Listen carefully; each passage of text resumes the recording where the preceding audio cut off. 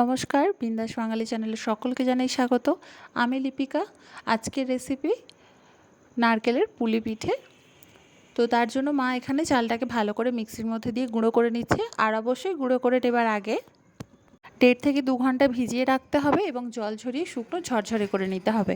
এবার এখানে ভাই নারকেলটাকে ছুলে দিচ্ছে। কড়াইয়ের মধ্যে দিয়ে দিয়েছে জল, আর এবারে দিয়ে দিল স্বাদ মতো লবণ। আজকে পিঠের প্রসেসটা সমস্ত কিছু মা করছে। এবার জলের মধ্যে চালের গুঁড়োটা দিয়ে অল্প অল্প করে ভালোভাবে মিশিয়ে, যেমন ময়দার একটা ডো তৈরি করা হয় সেই রকম তৈরি করে নিতে হবে। আর আমার ছোট্ট সোনা তো এখানে দুষ্টুমি করতে বসে গেছে। এবারে নারকেলের পুরটা রেডি করে নিচ্ছে মা। দিয়ে দিয়েছিল সামান্য একটু জল। এবারে গ্যাসের ফ্লেমটাকে লো করে দিয়ে নারকেলটাকে উল্টে পাল্টে খুব ভালোভাবে পুরটাকে বানিয়ে নেবে। কিছুক্ষণ নাড়াচাড়া করে নেবার পরে এবারে চিনি দিয়ে দিচ্ছে। আর অসময়ে নারকেলের পুলি পিঠে আমার তো ভীষণ ভালো লাগে। এর মধ্যে কেউ চাইলে খোয়া ক্ষীরও দিতে পারেন, আজকে দিচ্ছি না আমরা। তো এবারে চিনিটা দিয়ে দিয়েছিল মা।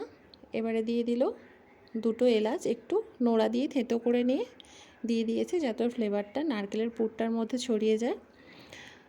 নারকেলের পুর রেডি হয়ে গিয়েছে। এবার এখানে নামিয়ে নিলাম।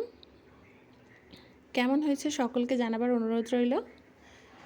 আর এই রকমভাবে কে নারকেলের পুলি পিঠে খেতে পছন্দ করেন সেটাও জানাবেন। এবারে আর কি মা ভালো করে পিঠেগুলো গড়ে নিচ্ছে আস্তে আস্তে করে। কেমন লাগলো ভিডিওটা সকলকে জানাবার অনুরোধ রইল। আর ভিডিওটা ভালো লেগে থাকলে চ্যানেলটিকে লাইক, শেয়ার আর সাবস্ক্রাইব করে দেবার অনুরোধ রইল।